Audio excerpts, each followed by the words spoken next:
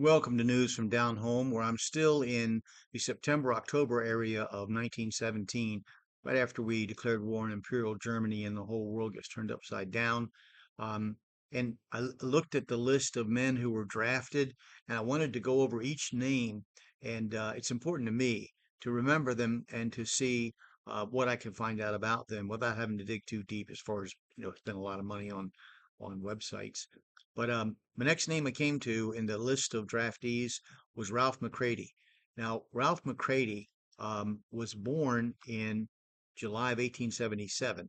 So that's he was like 23, like he was 30 when he got drafted.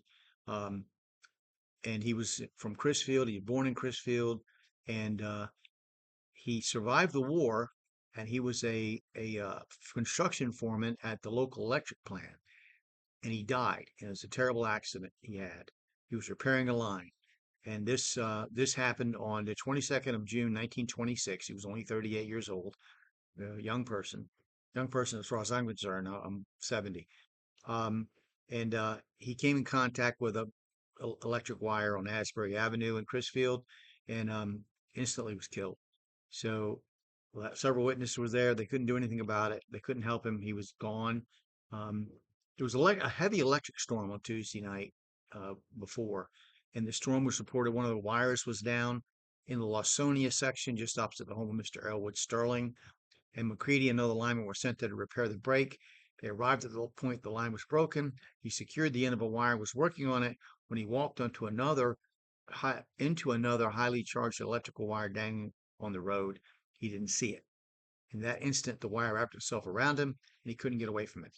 He called for help once or twice, and he fell to the ground and was dead instantly, almost instantly. So they cut the electric cut off to the plant as soon as it happened. He was taken out of the wire, and for several hours, they tried to resuscitate him. But you understand the condition of medicine back in those days. And so he would have been 30. I think, and now they're saying he was 39, but I think it said he was 38. Anyway, he's the son of T. Sidney McCready. He was born and raised in Crisfield. He was a veteran of the late war, they call it. They say he was a man of high character, a kindly disposition, and very honest. Was held in high esteem by the entire community, and his tragic death became as a terrible shock to all who knew it. He was survived by Mrs. Dolly McCready and his father, Sidney McCready, T. Sidney McCready. He was a member of the Emmanuel ME Church, and funeral services were held by Reverend John Bunting. So he was a member of the Knights of Pythias, by the way, the Odd Fellows and the American Legion, and they all attended the funeral.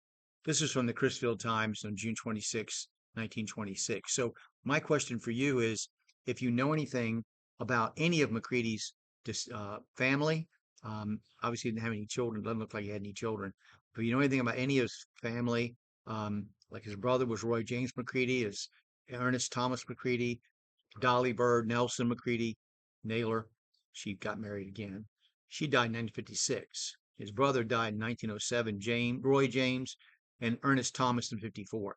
If you know anything about these people in Crisfield, hear anything, their descendants, please let me know in the comments. I'd love to find out about them. Thank you very much for watching this today.